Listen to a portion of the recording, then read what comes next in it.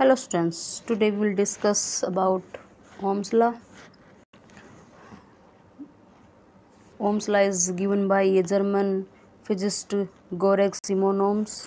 ये एक German physicist थे गोरख सिमोन ओम। इन्होंने जो लॉ दिया था वो इनके नाम के ऊपर रखा गया, ओम्स लॉ।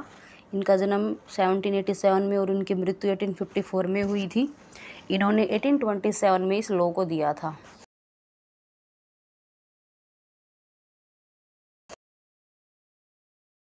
अगर करंट फ्लो हो रहा है और उसमें जो पोटेंशियल डिफरेंस है उसके एंड पे, यानी कि वी और आई के बीच में जो रिलेशन है उसको ओम्स लॉ कहा गया था।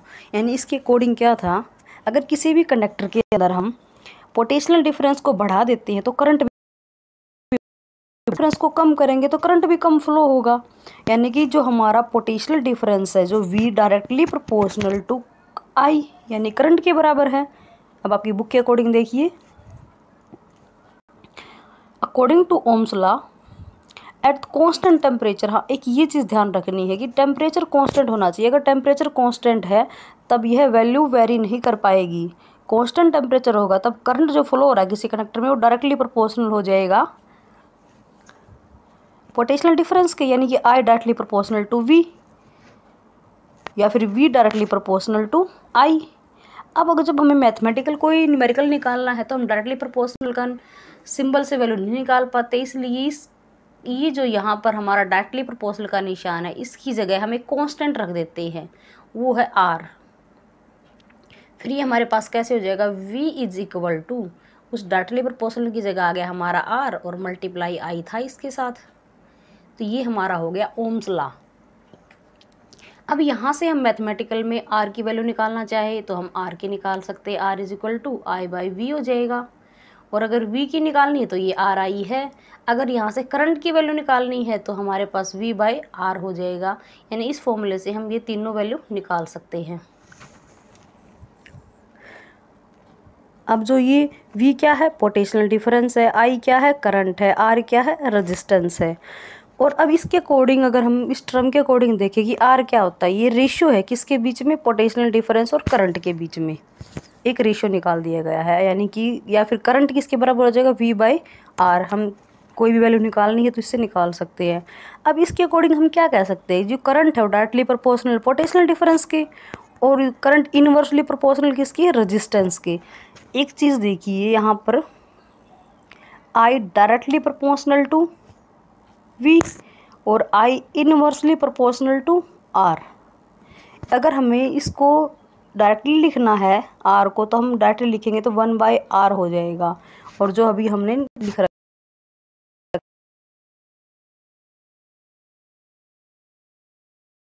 है वो डायरेक्टली प्रोपोर्शनल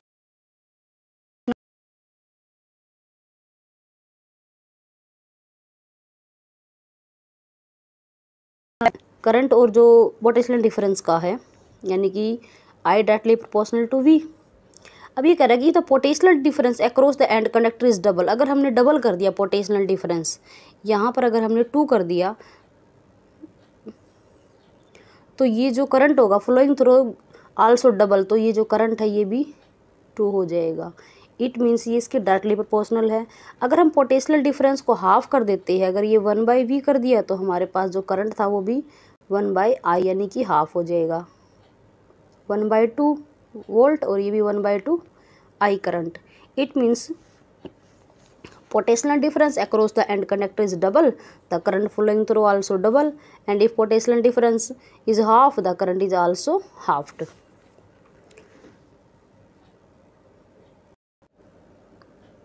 ये तो था डायरेक्टली के लिए। अब इनवर्सली क्या बताया था, current is inversely proportional to R यानी रेजिस्टेंस, या फिर हम ये लिख सकते हैं इसको डायरेक्टली प्रोपोर्शनल 1/r। अब इसमें क्या होगा, इसमें अगर रेजिस्टेंस को अगर हम डबल कर देंगे, अगर आर हमारे पास 2 हो गया तो करंट क्या हो जाएगा हमारे पास, हाफ हो जाएगा। अगर आर को हमने 2 ले लिया तो ये हो जाएगा हाफ, क्योंकि इसके साथ में इसकी मल्टीप्लाई हो जाएगी। और अगर रेजिस्टेंस हम हाफ कर देते हैं तो हमारे पास जो करंट है वो डबल हो जाएगा। यानी कि strength of an electric current is a given conductor depend on two factor, जो फर्स्ट फैक्टर है वो क्या हो जाएगा, potential difference across the end of conductor, यानी कि पोटेंशियल डिफरेंस कितना है उन कंडक्टर के बीच में, रेजिस्टेंस ऑफ द कंडक्टर, और उसके रेजिस्टेंस कितना है। नेक्स्ट टॉपिक है रेजिस्टेंस। रेजिस्टेंस क्या होता है, आप सबने देखा होगा कि हमारा जो इलेक्ट्रिक करंट है, जब हमने पढ़ा था इलेक्ट्रिक करंट किस वजह से फ्लो होता है, मोशन ऑफ चार्ज या फिर मोशन ऑफ इलेक्ट्रॉन, यानी कि electric current is flow of electron through a conductor, किसी भी कंडक्टर के अंदर से इलेक्ट्रॉन का फ्लो होना ही क्या होता है, इलेक्ट्रिक करंट कहलाता है, या फिर उसके अंदर से इलेक्ट्रिक करंट क्रिएट हो जाता है। जब कोई भी इलेक्ट्रॉन एक जगह से दूसरी जगह जाते हैं तो वे आपस में एक दूसरे से कोलाइड हो जाते हैं,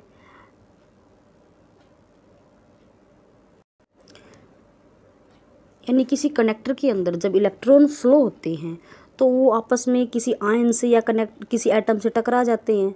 टकराने की वजह से उनके आपस में कोलिजन, मतलब आपस में उनका कोलिजन मीन्स टकराना ही होता है, टकरा जाते, कोलिजन हो जाता है। उसकी वजह से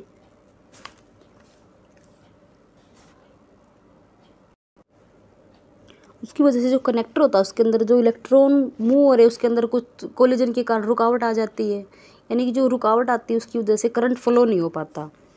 तो उसको क्या कहते हैं, उस प्रोसेस को हम या उस प्रॉपर्टी को हम रेजिस्टेंस बोलते हैं।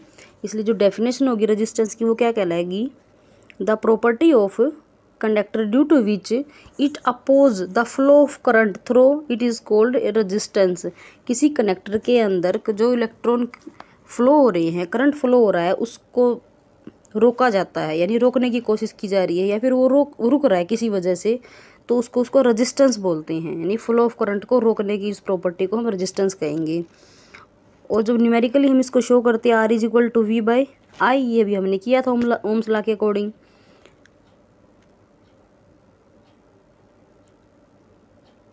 जो यूनिट होती है ऐसा यूनिट ऑफ ओम्स लॉ, ऐसा यूनिट ऑफ रेजिस्टेंस इज ओम,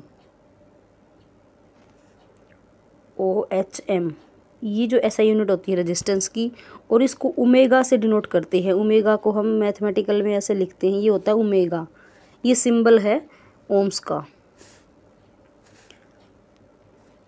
और ये जो फॉर्मूला मैथमेटिकल टर्म में V by I is equal to R, ये होता है रेजिस्टेंस।